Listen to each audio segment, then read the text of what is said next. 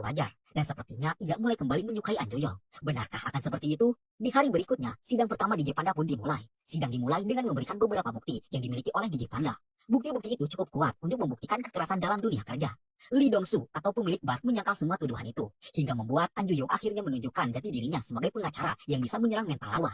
Bukti kedua juga ditampilkan, yakni kesaksian Son saat dipukuli oleh pemilik bar atau Lee Dong-min. Hal itu membuat keduanya menang telak di persidangan, yang membuat Ibu Hyung-min sangat takjub akan kebersamaan An Joyong dan Hui Jin itu.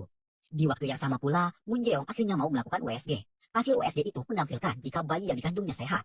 Hal itu cukup membuatnya senang. Namun hal itu pula membuatnya juga sedih, karena ia harus secepatnya istirahat dari dunia pengacara, yang tentu saja ia juga harus meninggalkan semua sahabatnya, terutama geng mukbang mereka. Sementara itu, kasus yang menyangkut nama Hasanggi kini makin rumit. Banyak komentar pedas yang menuduhnya telah memanipulasi ijazah, seperti yang sedang ramai di negara tercinta. Bahkan banyak yang mengatakan jika Hasanggi sekolah lewat jalur uang, bukan jalur lewat prestasi, dan hal itu membuat Hasanggi sangat terpukul. Changwo berusaha untuk membuat Hasanggi mau bertukar cerita dengannya. Namun Hasanggi enggan melakukan hal itu, hingga membuat hubungan pertemanan mereka kini merenggang. Hasanggi kemudian memutuskan untuk menulis surat pernyataan. Ia mengatakan jika saat masih kuliah, ia dijuluki sebagai si musim semi, karena ia hanya akan kuliah saat musim semi saja.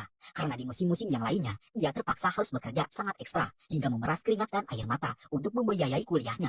Hasanggi bukanlah orang kaya, apalagi anak dari konglomerat Hanku. Berita yang tersebar sangatlah keliru, mengingat namanya sama dengan nama dari salah satu anak konglomerat yang kini sedang viral. Hal itu membuat semua orang yang tergabung dalam geng mukbang sangat lega, karena berita itu hanyalah salah orang, bukan berita asli tentang Hasanggi, teman mukbang mereka. Di hari berikutnya, saat sedang makan bersama, situasi terlihat sangat dingin. Semua orang sibuk dengan urusan mereka masing-masing. Situasi itu seketika pecah di saat An Joyong mengaku jika kemarin dirinya menangani kasus perceraian mantan kekasihnya sendiri. Semua orang yang mendengarkan kabar itu tentu saja sangat terkejut.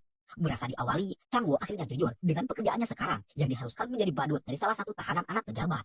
Ia sebenarnya ingin terus merahasiakan hal itu karena ia merasa telah gagal menjadi seorang pengacara. Dari kedua cerita itu, ada satu cerita yang membuat semua orang speechless, yakni saat itu Moon Jae-yong akhirnya mengaku jika kini dirinya sedang hamil. Bahkan kehamilannya pun sudah memasuki trimester kedua. 근데 오늘 내가 준 거 아니었나 혹시? 제가 길게 써놓고 벌써 삼속했네. Berkat semua pengakuan itu, kini hubungan kelima pengacara ini telah kembali membaik. Namun ada satu rahasia yang belum terungkap, yakni perasaan Hui Jin sekarang terhadap An Joyong, mantan pacarnya.